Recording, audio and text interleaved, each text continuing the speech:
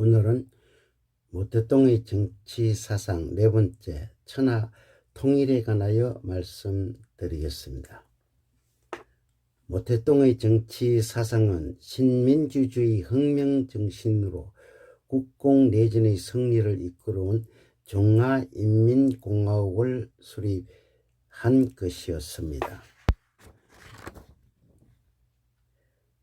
모택동의 정치 사상은 신민주주의 혁명, 항일전쟁, 국공내전 승리, 중화인민국 수립이었으며 그는 권력은 천구에서 나온다는 혁명 주체는 도시 노동자가 아닌 농민이라고 하였습니다. 1945년 4월 23일부터 6월 11일까지 열린 중국 공산당 전국대표회의에서 모택동의 기치 아래 승리를 위한 전전 스로건을 내걸고 당의 단계를 강조하였습니다.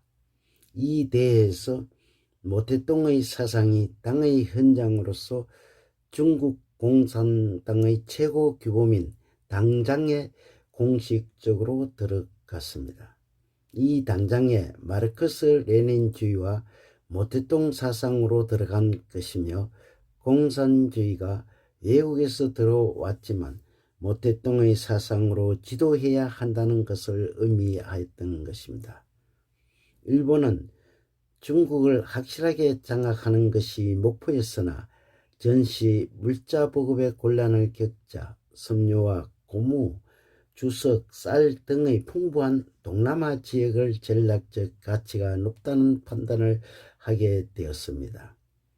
일본은 1940년 9월 독일, 이탈리아 3국 동맹을 맺고 프랑스를 영인 하노이를 점령하고 다시 네덜란드 영인 인도네시아를 점령하고자 하였습니다. 독일에 패한 프랑스는 힘쓸 수 없게 되자 미국은 일본과 중국의 전쟁에서 철저히 중립을 표방하고 감망하였으나 일본이 우방의 통치 구역에 들어오자 위협을 느끼게 되어 중국에 자간을 제공하고 일본을 수출 허가제로 전환하였습니다. 미국과 서방세계가 일본의 압박을 가하자 일본은 미국 하와이 진주만을 1941년 12월 7일 일요일인 휴일날에 전투 폭격기와 항공모함으로 공격을 하였습니다. 다음날 미국 의회는 선전포고를 하고 진주만을 기억하라라는 구호로 단결한 태평양 전쟁은 일본을 패망시키게 된 원인이 되었습니다. 태평양 전쟁까지 일으킨 일본은 태평양 전선과 중국 내륙 전투에서도 패하면서 종전 막바지에는 일본, 독일, 이탈리아의 파소 동맹이 연합군에게 밀리는 형국이 될 수밖에 없었습니다. 연합군의 승리가 예상되는 속에서 세계 질서의 재편을 위한 카이로 회담이 추진되었으며 1945년 이후에 연합국 지도자들이 흑해 연안의 알타에서 알타 회담을 개최하였으며 제2차 세계대전 종결 직전에 1945년 7월에 독일의 포츠담에서 연합국 수뇌부가 포츠담 회담을 개최하였던 것입니다. 중국은 8년간의 항일 전쟁으로 국민당 주력군은 일본군과 직접 맞서 싸우다가 심각한 손실을 입으며 종전을 맞이하였지만 공산당은 서북지역에 위치하여 항전 기간 중에도 해방구 지역을 확장하고 전투력을 보존하였던 것입니다. 1945년 6월 10일 모택동은 7차 당대회에서 중국 혁명의 미래에 대한 전망은 동북 지방이 특히 중요하므로 현재의 근거지를 모두 잃더라도 동북 지방만 가지고 중국 혁명을 튼튼한 기초로 보유하여야 한다는 연설을 하였습니다. 모택동은 동북 지역을 차지하기 위하여 북부를 확대하고 남부를 방어한다는 전략 방침을 확정하였던 것입니다. 중국 공산당으로서는 동북 지역 확장이 절대적 필요했으며 홍군이 먼저 동북 지역의 농촌 및 여러 도시를 점령하고 소련이 주둔하고 있는 동북에서 군수물자, 산업시설, 일본에서 노획한 대량의 무기를 넘겨받았습니다.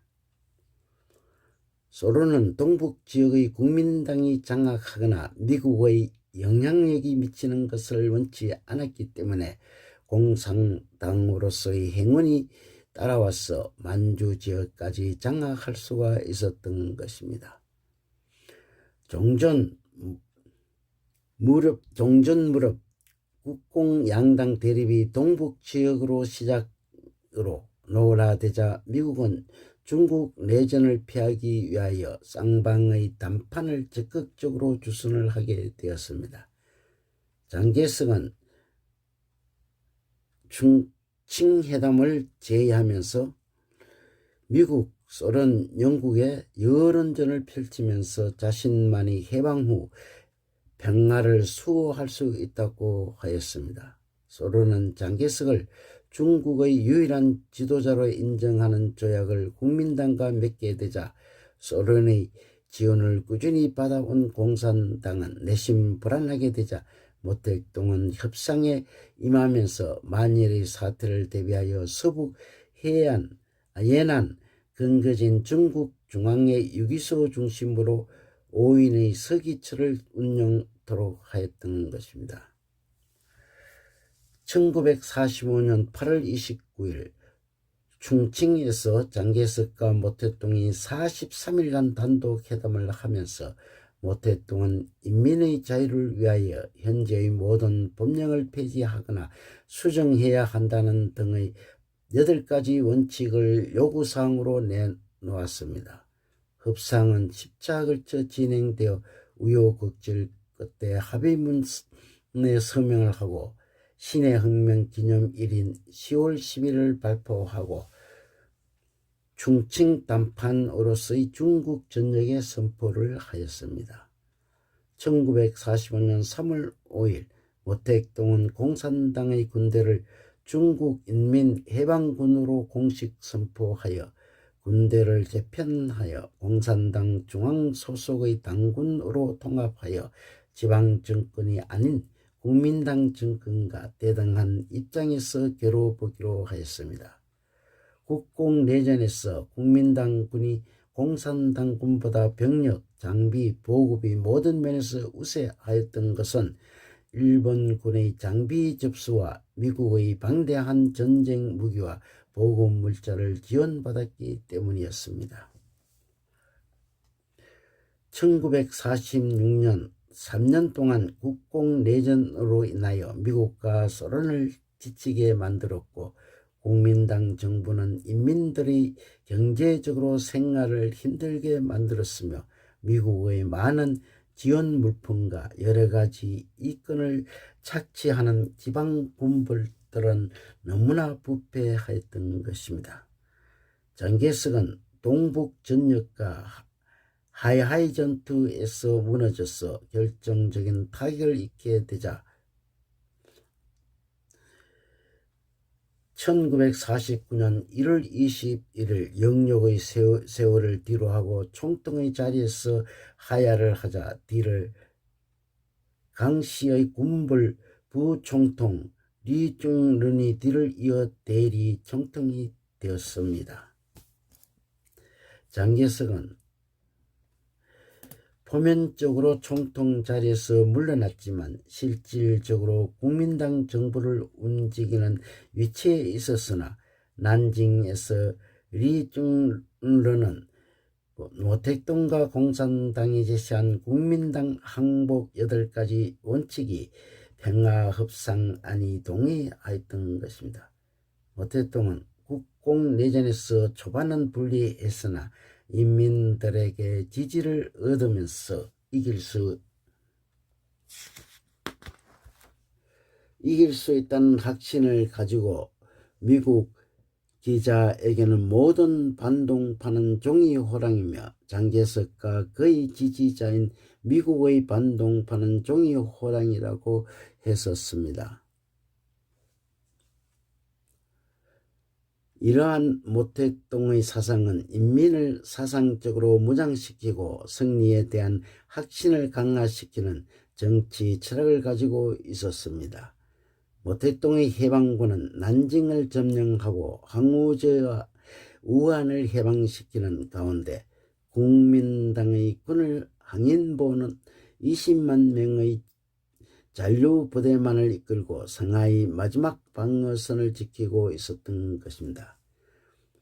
해방군의 총공격에 6개월을 방어하던 항인보는 버티다가 결국 바닷길로 5만 명을 데리고 도주하자 나머지 국민당군은 퇴항하거나 섬멸되었습니다. 모택동이 신중국 건국을 선언할 때 남부에서 도망을 다니는 비참한 처지가 된 장개석은 1949년 12월 10일 청두에서 비행기를 타고 본토로 떠나 타이완으로 도망가는 신세가 되었습니다. 1949년 9월 21일 베이징에서 제1차 중국 인민정치협상회의를 성대하게 소집한 자리에서 모택동은 최종적인 승리를 예감하고 개막사를 통해 중국 인민은 일어섰다는 명연설을 하였습니다.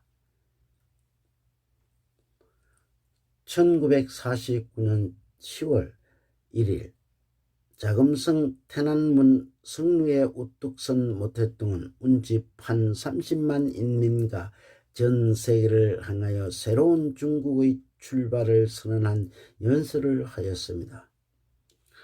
동료 여러분, 중화인민공화국 중앙인민정부는 오늘 성립했습니다. 라는 가슴 벅차오른 감격의 연설로 중국을 천하 통일한 것을 선언한 것이었습니다. 감사합니다.